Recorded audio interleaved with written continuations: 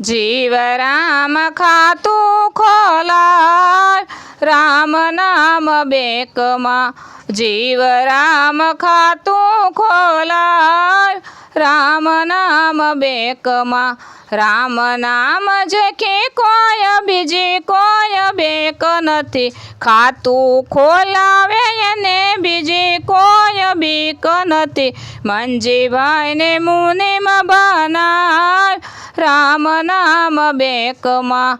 જીવ રામ ખાતું ખોલાય રામ નામ બેકમાં રામ નામ બેકમાં ખાતું ખોલાવજો શ્રદ્ધાની મૂડીમાં જમા કરાવજો